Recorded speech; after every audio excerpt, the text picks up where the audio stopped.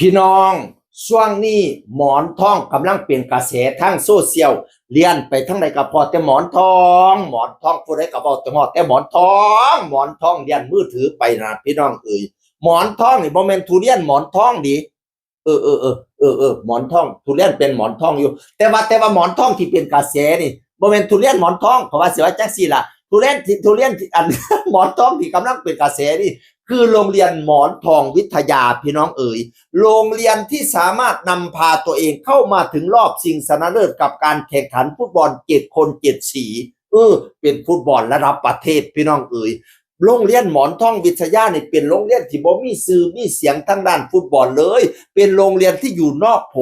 แต่สามารถนำพาตัวเองเข้ามาถึงรอบชิงชนะเลิศได้จาก503ทีมฝ่าฟันชนะผู้นั้นชนะผู้นี้มาเรื่อยๆชนะโรงเรียนอัดสำสั้นธนบุรีชนะโรงเรียนอัดสำสั้นนครราชสีมาสำสั้นศรีราชาชนะโรงเรียนนครราชสีมาชนะโรงเรียนเทพศิรินทร์พี่น้องเอ๋ยจนสามารถนำพาตัวเองเข้ามาสู่รอบชิงชนะเลิศได้พี่น้องเอ๋ยจากนักเรียนที่ไม่ชื่อโรงเรียนที่ไม่มีในโผเลยนะบัดที่นี่สร้างชื่อเสียงสร้างกระแสเป็นตาได้พี่น้องเอ๋ยบัดที่นี่อีกอย่างหนึ่งเด้อมันเป็นโรงเรียนน้อยๆเนาะไปไหนมาใดก็บ่มีทุนทรัพย์ปานใดคุณครูนี่พาขี่รถ2 แถวขับรถ2 แถวนั่นแหมรถโดยสารคันใหญ่ๆนั่นแหม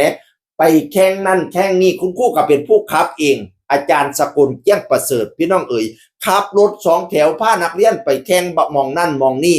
ก็เลยเป็นกระแสว่าแต่เขาสิเข้าชิงชนะเลิศปุ๊บคนผันว่าอยากมาสนับสนุนอยากเอารถบัสไปให้พาไปแข่งแต่คุณครูก็บ่เอาคุณครูบอกว่ารถนี่เป็นรถขนฝันแล้วก็จะเป็นรถขนรางวัลกลับมาสู่โรงเรียนเราด้วยว่าซั่นคุณครูว่านั่นน่ะโอ้ยคนเสียหมอนทองก็แตกโกบๆพี่น้องเอ๋ยอีกอย่างนึงในทีมของหมอนทองวิทยาน่ะมันมีดาวซันโวมีดาวเตะผู้นึงที่ยิ่งลูกโทษยิ่งลูกอะไร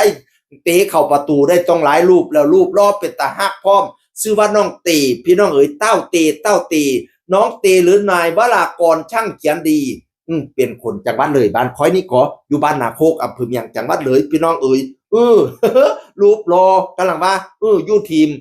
ทีมของหมอนทองวิทยาซึ่งหมอนทองวิทยาจะได้ไปพบกันกับโรงเรียนอบจจังหวัดชัยนาทพี่น้องเอ๋ยบัดนี้ทีมในโรงเรียนอบจก็มี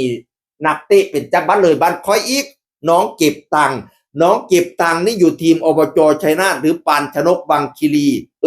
ปาโถจังหวัดเลยบ้านค้อยอยู่ต้องซ่องหิมบุญหัวพี่น้องเอ๋ยแต่ต้องยอมรับว่า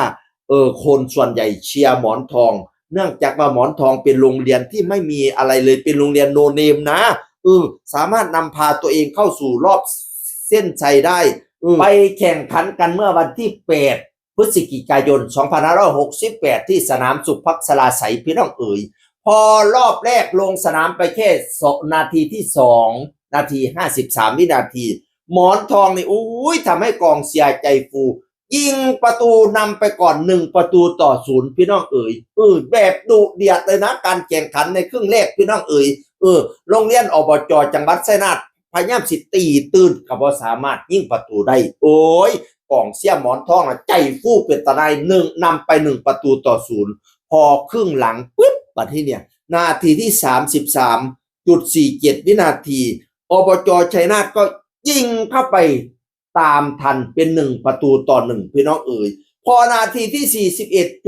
41.457 วินาทีอบจชัยนาทยิงเข้าไปอีก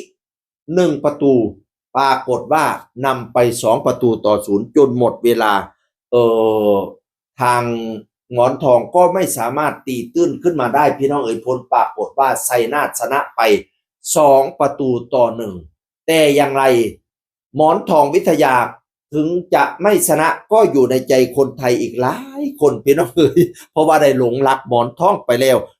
หมอนทองเฮ็ดเต็มที่แล้วบางคนก็เชื่อว่าหมอนทองทำดีที่สุดแล้วโดยเฉพาะอาจารย์สกลผู้เป็นโค้ชนั่นน่ะพิมพ์รีพายมอบเงินเดือนให้เดือนละ 10,000 บาทไปจนตลอดชีวิตเลยเห็นคุณครูเล่าเทศเพื่อนักเรียนพิมพ์รีพายแจกเงินเดือนให้เดือนละ 10,000จนว่าสิตุยเลยพี่น้องเอ๋ยบัดนี้นายก สมาคมฟุตบอลแห่งประเทศไทยมาดามแป้งก็ให้อาจารย์สกลนี่มาเป็นที่ปรึกษา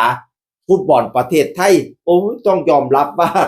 หมอนทองนี่ทำให้กระแสฟุตบอลประเทศไทยนี่ก็หึ่มขึ้นมาอีกรอบคนที่บ่เคยเบิ่งฟุตบอลก็อยากไปเบิ่งฟุตบอลเนื่องว่าอยากรู้จักหมอนทองคนเบิ่งฟุตบอลอยู่แล้วก็แฮงไปเบิ่งหลายอีกบางคนรีเพย์เบิ่งแล้วเบิ่งอีกพี่น้องเอ๋ยเรียนไปทางใดก็พอแต่หมอนทองทางโซเชียลเนี่ยโดยเฉพาะเต้าเตหรือเป็นคนดังเต้าเตน้องวรากรช่างเขียนดีชื่อเสียงโด่งดังในตอนนี้ก็ให้พากันไปฮอดทีมชาติเด้ออบจข้าเจ้ากะยองทั้งสองทีมก็สิเว้าภาษาใดดีข้าเจ้ากะยองทั้งสองทีมนั่นล่ะย่องว่าหมอนทองนี่เป็นโรงเรียนนักสู่ตั้งแต่คนบ่ฮู้จักชื่อจักเสียงพุ่นน่ะจากโรงเรียนที่บ่มีในโผสู่จนสามารถนำพาตัวเองเข้ามาฮอดรอบชิงชนะเลิศได้ข้าเจ้าก็ชื่นชมหมอนทองแล้วก็ชื่นชมอบจโรงเรียนอบจไชยนาทว่าเป็นโรงเรียนที่มีระบบระเบียบในการแข่งขันในการอะไรเป็นอย่างดีสามารถนำพาตัวเองเฮ็ดให้เป็นแชมป์ในปี68ซึ่งปี66ทั้งไชยนาทก็เคยเป็นแชมป์แล้วเที่ยนึงพะนะว่านั่นน่ะก็ภูมิใจในกีฬาไทยทั้งสองทีมนั่นล่ะพี่น้องจังได๋กับคนไทยคือกันชื่นชมทั้งสองทีมเสียงอื่นคนเก่าเว้าสู่ฟังสวัสดีครับ